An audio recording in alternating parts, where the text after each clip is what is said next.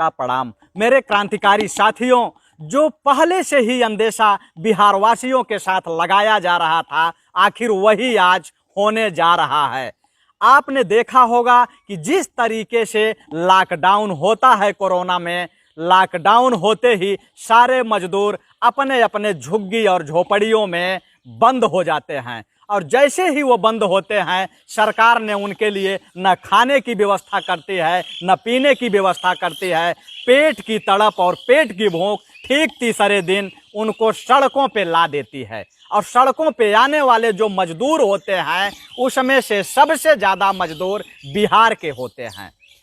बिहार के ऐसा कोई भी स्टेट नहीं होगा, ऐसा किसी भी स्टेट का ज़िला नहीं होगा, जम्मू कश्मीर से लेकर के कन्याकुमारी तक और गुजरात से लेकर के आसाम तक, कि किसी भी स्टेट के किसी भी ज़िले में बिहार का मजदूर आपको न मिले। बिहार के मजदूर हर जगह है आपको मिलेंगे। यह बिहार के लिए दुर्भाग्य की बात है कि वह बिहार जो पूरी दुनिया, देश ही नहीं पूरी दुनिया के लिए खनिज संपदाएं, चाहे लोहा हो, कोयला हो, तांबा हो, जस्ता हो, हर खनिज संपदा बिहार ही पूरे संसार को सप्लाई करता है। उस बिहार का जो निवासी है, उस जो बिहार का नागरिक है, वह बिहार का मजदूर है, वह दर दर की ठोकर खा रहा है। हर स्टेटों में जाके मजदूरी करके अपना जीवन गुजर बसर करने पर मजबूर है। लेकिन लॉकडाउन में आपने देखा होगा कि जैसे ही बिहार का मजदूर बंद होता है अपने अपने घरों में, उसके बाद जब सड़क पे निकलता है, पैदल बिहार का रास्ता अख्तियार कर लेता है, क्योंकि उसको खाने को कुछ भी नहीं मिलता, वह सीधा अख्तियार कर लेता है। और जब बिहार का रास्ता अख्तियार करता है तो तुरंत मीडिया में चलना शुरू हो जाता है कि ये देखिए कि किस तरीके से 1947 का विभाजन आज दिखाई दे रहा है, कि एक वर्ग अपने अपने महलों में बैठ के पकौड़ियाँ खा रहा है, शराब पी रहा है, बच्चों के साथ लूडो खेल रहा है, और वहीं बिहार का मजदूर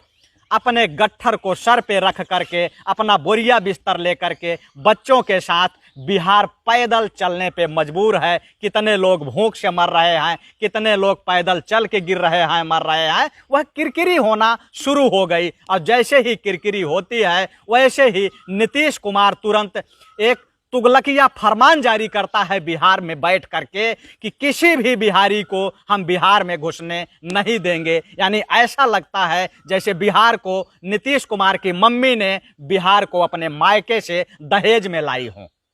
ऐसा फरमान जारी होता है। उसके बाद सारे बिहारी मजदूरों को रोक दिया जाता है, और उनको जब रोक दिया जाता है तो आज स्थिति यह है कि बिहार के मजदूरों को न तो कोई राशन की दुकान वाला उधार खाने को दे रहा है, और कमरे में, जिस कमरे में रह रहे हैं, जिस झोपड़ी में रह रहे हैं, वह जो है किराया मांग रहा है। लोग भूख से तड़प रहे हैं। कितने वीडियो जारी हुए जो नीतीश कुमार को गालियां दे रहे हैं। लेकिन उसके बावजूद भी जो है, अभी केंद्र सरकार ने कहा कि जो भी राज्य सरकारें हैं, अगर वो चाहें तो अपने अपने मजदूरों को अपने राज्यों में वापस ले जा सकती हैं। और जैसे ही यह आदेश पारित होता है, बिहार के अंदर गठबंधन सरकार में बैठा सुशील मोदी वही सुशील मोदी है जो बिहार में बाढ़ आया था, तो जहां सारे लोग बाढ़ पीड़ितों की मदद कर रहे थे, वही सुशील मोदी हाफ पैंट पहन करके अपने घर से निकल के भागा था। वही सुशील मोदी आज ये कह रहा है, जो सृजन घोटाले का एक जो है किंग है, सृजन घोटाले का जनाधार है, उसका विलेन है, आज वो कह रहा है कि बिहार के मजदूरों को बुलाने के लिए जो बसें चाहिए, बिहार में 25 लाख मजदूर बाहर में फंसे हुए हैं, उनके लिए 1 लाख बसों का इंतजाम हम नहीं कर सकते हैं, और उसका समर्थन नीतीश कुमार करता है। तो मैं ये पूछना चाहता हूं कि जो नीतीश कुमार लगातार ये दंभ भरता है कि हम 15 साल से सुशासन में हैं, 15 साल से बिहार को हम फर्श से उठा के अर्श तक पहुंचा दिए हैं, आज वह बिहार एक लाख बसों की व्यवस्था नहीं कर पा रहा है, तो अदर स्टेट के लोगों ने कहा कि बिहार में बसों की व्यवस्था नहीं है तो हम अपनी बसों से बिहार वासियों को बिहार में छोड़ देंगे, लेकिन आप किराया दे दो। जब किराया का हिसाब किताब लगाया गया तो 1000 करोड़ आता है, जो नीतीश कुमार के पास नहीं है, जिसके लिए वो आनाकानी कर रहा है। तो मैं ये कहना चाहता हूं कि नीतीश कुमार के पास अगर बिहार के गरीबों को लाने के लिए 1000 करोड़ नहीं है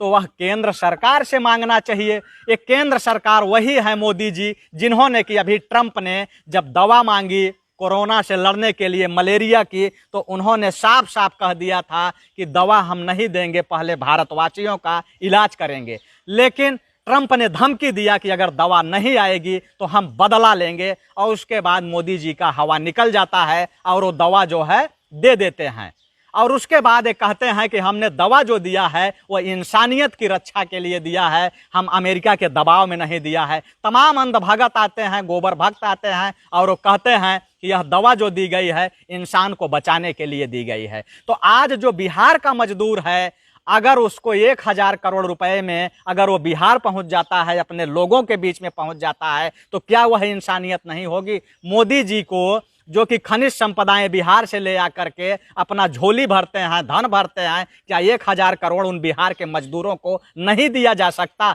और जबकि अभी 3 दिन पहले जो भगोड़े थे, जो देशद्रोही थे, उन देशद्रोहियों का कर्जा माफ करने के लिए 68,700 करोड़ रुपए जो है माफ कर दिए गए। 68,700 करोड़, क्या 1000 करोड़ बिहार के मजदूरों को उनके घरों तक पहुंचाने के लिए नहीं दिया जा सकता? सबसे दुर्भाग्य यह है कि अगर नीतीश सरकार और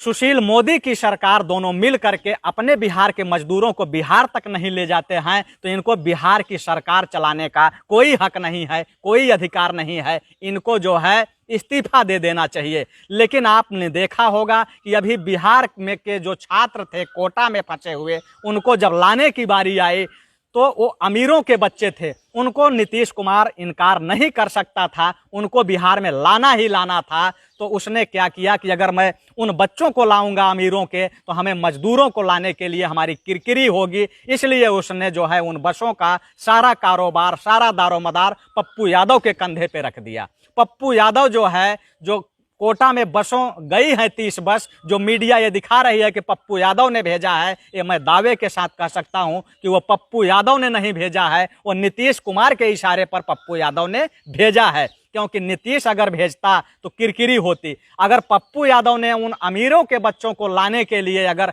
30 बसें भेजी हैं, उसकी अगर 30 बस की ही औकात थी, तो मैं ये कहना चाहता हूं कि पप्पू यादव 10 बस भेजता और 20 बसों को मजदूरों को लाने के लिए भेजता, तो मैं ये जानता कि पप्पू यादव अपने पैसे से लोगों को बुलाने की चिंता है, वो चाहे अमीर हो और चाहे गरीब हो। लेकिन पप्पू यादव सिर्फ मोहरा है। आज बिहार के मजदूरों के साथ जिस तरीके से उनका व्यवहार पूरे देश के अंदर अपमानित किया जाता है, कभी बिहारी मजदूरों को चोर बोला जाता है, कभी उनको गरीब बोला जाता है, उनके साथ जानवरों जैसा सलूक होता है, तो मैं ये कहूँगा कि बिहार के जो मजदूर फंसे हुए हैं उनको नीतीश सरकार चाहे अन्य सरकारों से कर्ज लेनी पड़े वो कर्ज ले, लेकिन उन मजदूरों को बिहार में वापस बुलाए। और नहीं तो आने वाले समय का जो चुनाव है, नीतीश कुमार के पिछवाड़े पे लात मार के जो है वहाँ का मजदूर कुर्सी से नीचे उतारेगा, इसमें कोई दो राय नहीं है।